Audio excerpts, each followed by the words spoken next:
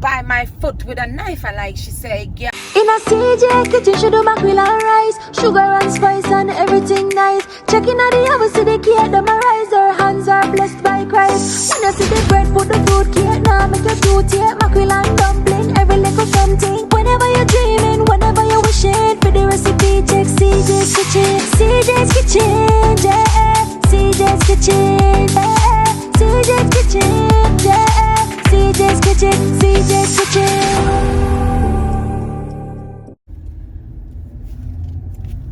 Okay, so yeah, so I decided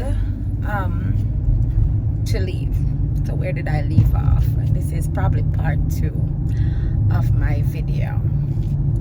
So one of the things I've always tried to do right by my kids, I made sure they got their visas. So if I was ever gonna do this, they would have the opportunity to be with me whenever I chose to. I've decided to start driving you all. I got somewhere to go, but while this is fresh in my thought to do, I don't want to change my mind on not doing it. So I'm like, or not have the time. It's so hot, it's so humid right now, and it's like, even though my AC is on in the car, I am still hot. I don't want to turn it up too much so it makes the noise. Anyway, so my kids, my 2 daughters, they had their visas, and so whatever decision I was gonna make, they could be with me whenever. Okay, so come 2012, February 27, 2012, I decided, because everything that was happening between 2010 and 2011. And from this time was the longest I've stayed in Jamaica for a while. You know, I was always traveling, and I would work when I travel. Not that I encourage you to do that. Take that one back.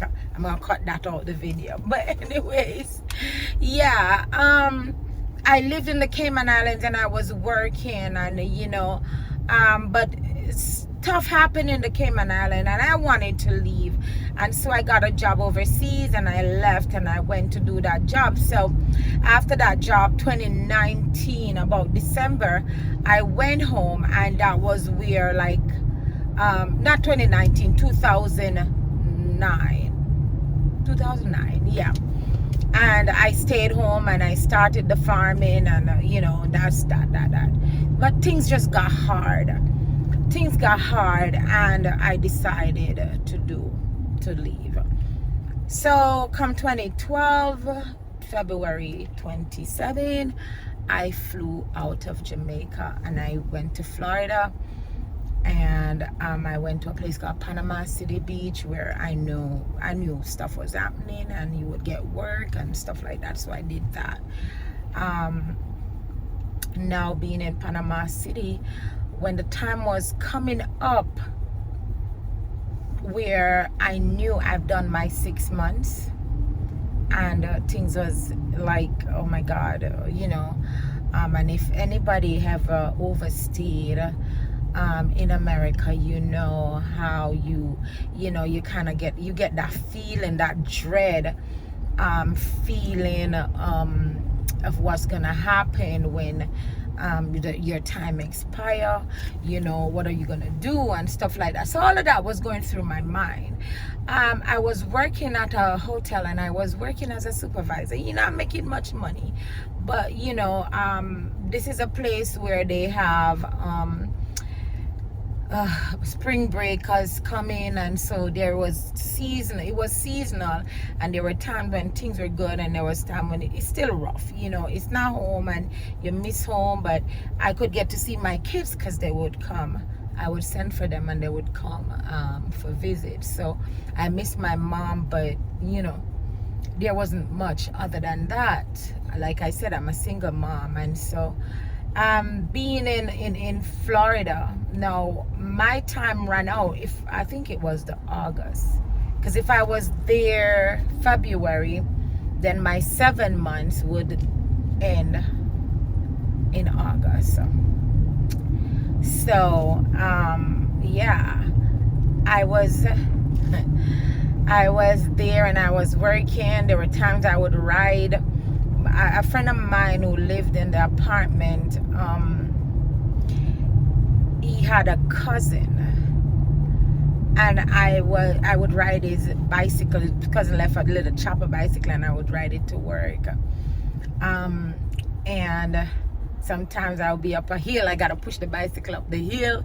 This is in America, you know, so there's a little grade, and you have to get off the bicycle and push it up the grade. And in the evening, coming down, I'm on my little chopper bicycle. Listen, I'm in America, but you know. And there was a time where, like, my mom said to me one day, "What if the cops pick you up because you're illegal?" And I remember stopping in my truck after a while. After I was done talking to my mom, I was going home, and I stopped in my truck and I said, "I'm not illegal." I said, "God, I'm not illegal. I might be, and I'm not even undocumented. I might have overstayed my time because I had my documents. I came in legally." And I said, "God, this is your land, and you know, people just take it and call it their own." I just kind of look at it from that perspective. But I'm going to tell you how I went to jail. Yeah, so those were some of the stuff. And you know, working in the hotel sometimes, you know, sometimes there was no work, you know, because it's slow. But the good thing is that I had a contractor who looked out for me. So, but I still had it rough. And there were times when, if immigration was going to check around, he would tell me, "CJ, don't come out today because so and so and so on," you know. But one other thing I've always said to myself, I did not want to marry for paperwork. So I wanted to marry because I loved somebody, or somebody loved me back enough to marry me. So I was kind of sticking to that. And then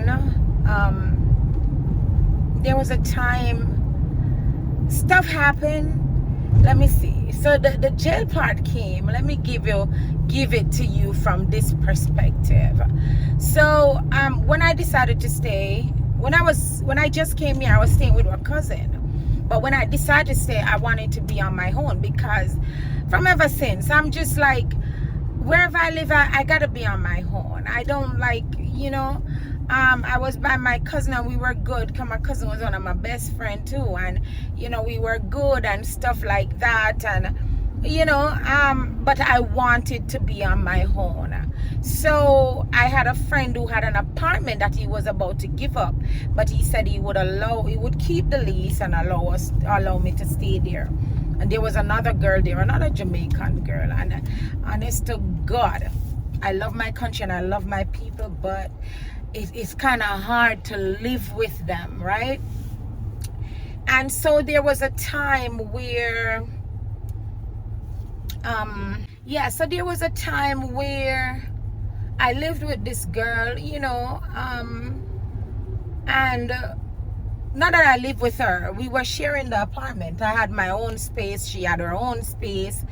And I remember she was gonna go back to Jamaica shortly, and the guy called me and said he has a friend who wanted the room that the girl was moving out of. And so he called me and he was telling me that the guy was coming there to meet with us that particular day. So while he was telling me this, now I went and I said to the young lady that, you know, the guy called and he said, which the guy was my friend too, he's somebody that I knew.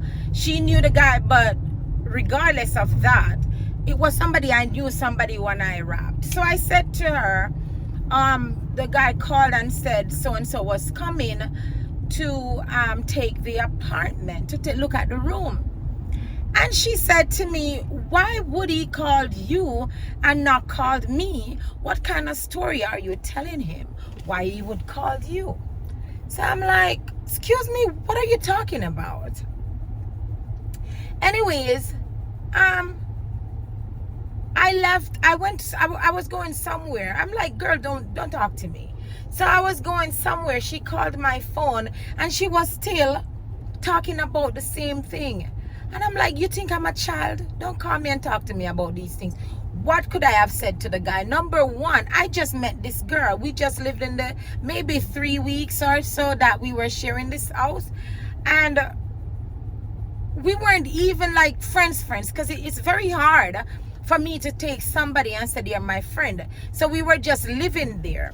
You know, it's not like she was my friend or anything like that. We were just housemates. So she would call me on my phone talking crap on my ears. So I'm like, girl, don't call my phone. So I hung up. When I got home, I went into my room and this girl came to my door and she started tracing me. Hello? This girl knew nothing about me.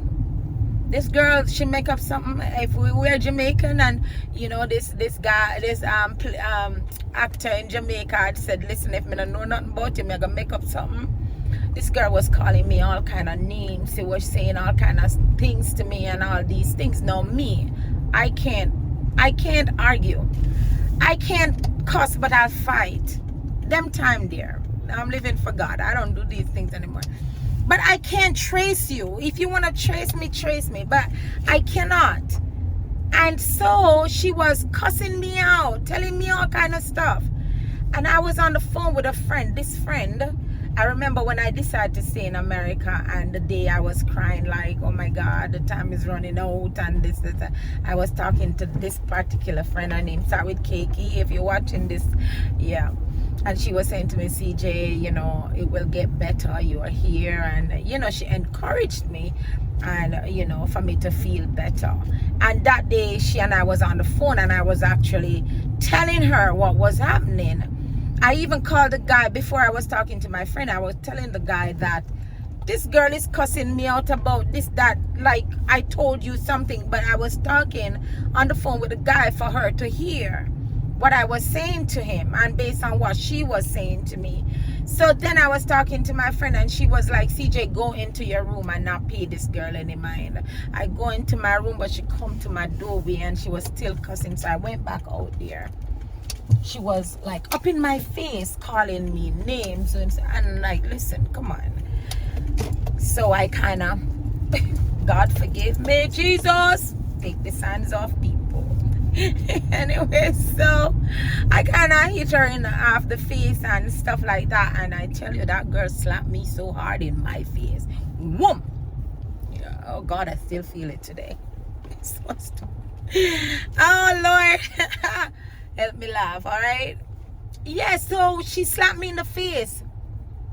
So when she slapped me hard, like she had locks, she had dreadlocks, so I had to just, you know, I kind of grip her and I just went at her and I grabbed her and I said, listen, you need to calm down because I'll hurt you. She was a little shorter than me in structure. So, and I really didn't want to hurt her because I know I could have really knocked her hard.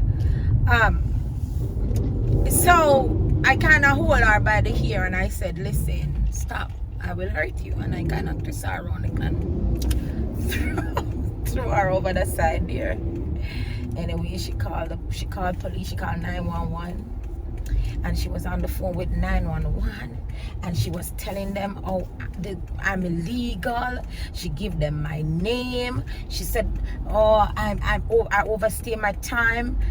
I'm illegal in another country and this, that.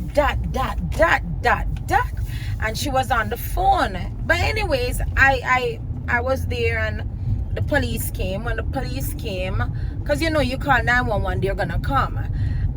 They came and they said after they took her statement, and I was standing right there and that's all she keep blabbing.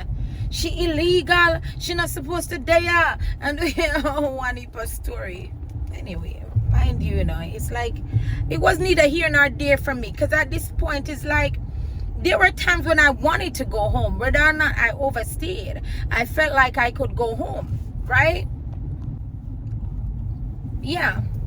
So there was time where it didn't matter. And if the cops were gonna send me home, they're gonna send me home anyways. It wasn't a police thing. So the cops said, one of you need to leave for a minute so you guys can cool down or calm off, whatever. So I left and I went by my cousin, and you know, at least I called my cousin and I was telling him what happened, and he's like, you want me to come get you and stuff like that. And you know, but I think I didn't go to my cousin. I just went for a walk. I went out, you know, and stuff like that. So then I came back in the night, and she wasn't there when I came back. She wasn't there. The next day was my day off, and this was the first day of October. The first day of October. It was a Thursday. First day of October 2012. I've just been out of status just a few months, and this was the first day of October. It was a Thursday, so I did not work that Thursday. I had done my hair. I got up in the morning, I did my hair. Them time, because it's so expensive to get your hair done in America, you gotta do your hair yourself, right? So I did my own hair. I sewed in some, and I glued in the front, you know. You're sewing because you know you can't do the sewing at the front, so I glued in the front, and I had my side part and everything. My hair was like on fleek, Jamaican say. You know, my hair was going. And I was cooking. I wanted some rice, stew peas. So I had the peas on the stove and stuff like that. And I lay down in my room. I was in my bed and I was watching TV. So then I heard persons in the house, like, and I just figured she came home and whatnot. She brought a friend with her or whatever. Anyways, I was laying there and somebody opened my door. A young lady opened my door and pushed her head in and said, "Oh, my girl, is you live here?" I said, "Yeah." Because this was somebody I knew, because not that I know her. Okay, there was a phone call coming in and cut it off.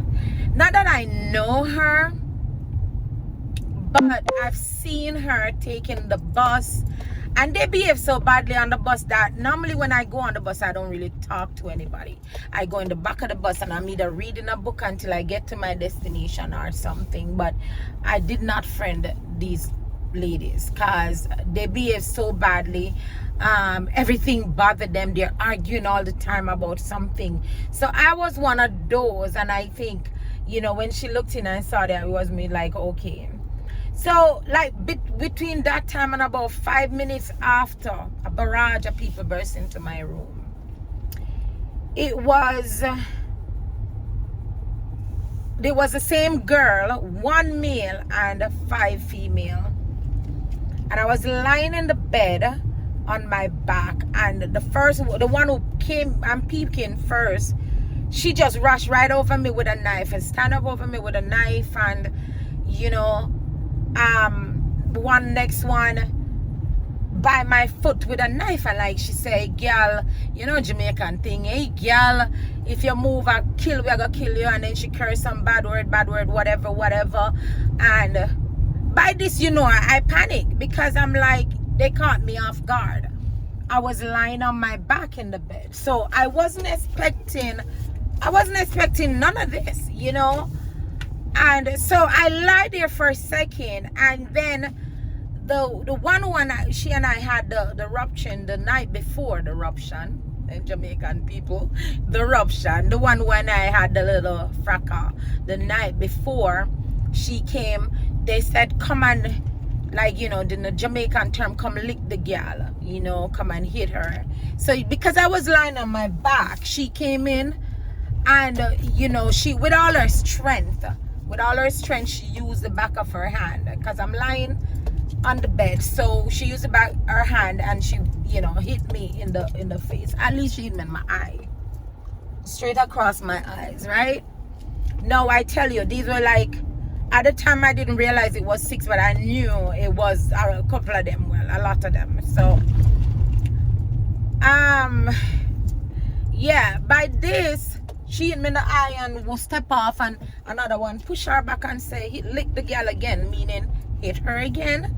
And so she hit me again, and so I got that too. When I got the second hit, it really hit my eye, like really hard. So then I got up and I got my phone, because I'm like, no, I am calling the cops. I don't care if they kill me. I don't even know if I thought of that anymore, because I got hit and I'm done.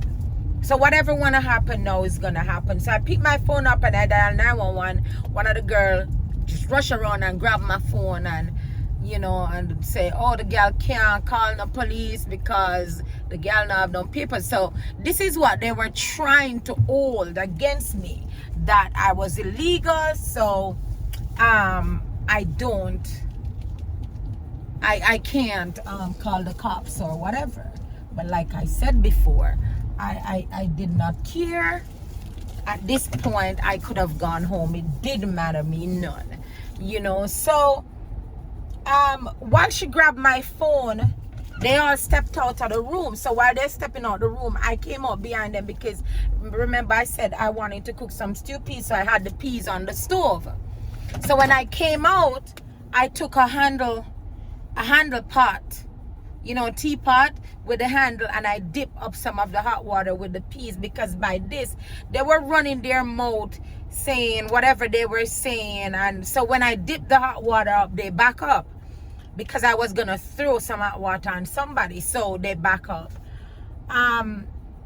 I turned the stove off and I tried to leave. No, we were living in a townhouse, so there's only one exit. So you gotta, the kitchen is here, the living room is here, but you gotta come around the counter to go this way, and then to go downstairs to get out through the door. Because once you come in, you gotta come upstairs, and when you come upstairs, you have a bedroom and bathroom on there, and then my room was on the other side with my room and my bathroom, and the kitchen was right there. So with the hot water now, everybody kind of back up, and I went downstairs. When I went downstairs, I was just in time to see a car passing with about 3 young ladies in there. These were 3 Caucasian young ladies, and I found them down. They stopped, and I told them what was happening, that I was attacked, and if they could call 911 for me. And so they did. And I stood by them, by the car. They waited with me until the cops came. When the cops came, we were living in a gated community. So when the cops came in, they came, I walked up to them. By this, 3 of the girls, they left. They didn't go through the gate. They walked through some side of the building and go through some bushes and left. 3 of them left. Now left the guy, the girl who she and I had the disagreement, and another female stayed.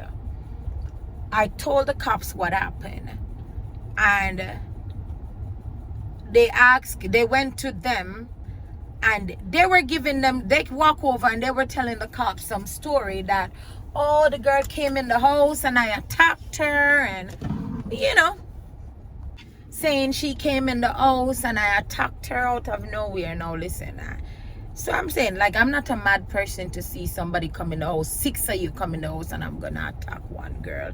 So they taught their story. Even the guy and I worked together before. Mind you, this is a guy that was actually checking me out at a point, but like, no. And I think because of that, and I think he was now seeing one of them girls too. So I've heard afterward, he stood there and tell them that story, that this girl came in and I attacked her. Anyways, so the cop said to me, do you want to press charges? And I said yes. They asked her if she want to press charges. She said yes. So you know what the cops did? You know, they drove into a black community, into a community, see 2 black women arguing or whatever, people gonna get locked up. So they handcuffed me, put me in the back of the car, handcuff her and put her in the back of the car too. By this, my eyes started blurring. Like, my eyes was becoming sensitive to the light, because I got hit in the eye. My eyes were getting sensitive to the light. They had taken my phone. My mom normally called me every day and every hour of the day and stuff. So I know they didn't have a phone. I was getting locked up. Nobody would know where I was. And I didn't know what was happening. I know they put the handcuff, but I didn't even know like we were gonna go to jail. But before they left, I told them where my passport was, because who does that? Like, if anything is gonna happen, and I know people like they protect their passport with their life, no matter where they are. Even now, I have a friend, she not left her passport for a second. Why people protect their passport? A joke is, I was in Texas once and they had like a tornado scare. The warning thing was going off, and I was everybody was running to the cellar, and that was before I lived here. Everybody was running to the cellar and I was running back upstairs, and the guy said to me, CJ, where are you going? I'm like, I'm going for my purse. I'm like, why? I'm like, my passport is in there. He's like, what are you gonna do with your passport at this point? Anyways, so I told the police where my passport was, and he went in, because normally they want ID too, right? I just figured this was my ID, and if I was gonna get sent home, I need my passport, man. Passport is hard to come by. So I told him where my passport was, and he went up to the room and he got my passport. So now they had my name and everything. And yeah, I spent a night in jail, because when they took us in, they put her in a different section and put me in a different section. No, it's like you're in a olden cell. You're in an olden era. Oh God, it's so cold. Anybody know Panama City? Panama City is cold. Now let me tell you what it looks like in a holding area in one of these jail. They had some iron toilet seats. It was stainless steel, I guess. So the toilet is right there in the holding cell, and then there's concrete bench, and it's cold because when they came, I had a Marina, what we call a Marina, cami top, here they call it wife beater. That was one of the things I have on, just a spaghetti strap. I had on a Marina, so I didn't have anything on. I was freezing. And while I was in there, first of all, because of my eyes, I told them, so they had taken me to the emergency room. They had taken me to the emergency room to get treatment, to look at my eyes and stuff. My eyes was bloodshot and whatever. They could tell that I got hit in the eye. So then they had taken me there. When they take you there, all right, so the process went like this. They take you there, you have to take your shoes off. I had a sandals on, so I had to take my sandals off. They have some rubber ones, and I had to put that on. Let's see.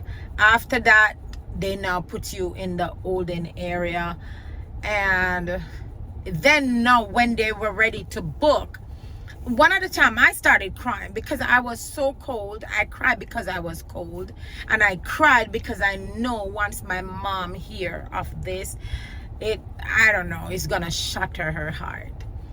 So then yeah, after they booked me, now they had to take the hair out that I sewed in. So they start cutting. They use a scissors. One of the female, okay, I'm getting a call which I have to take, because then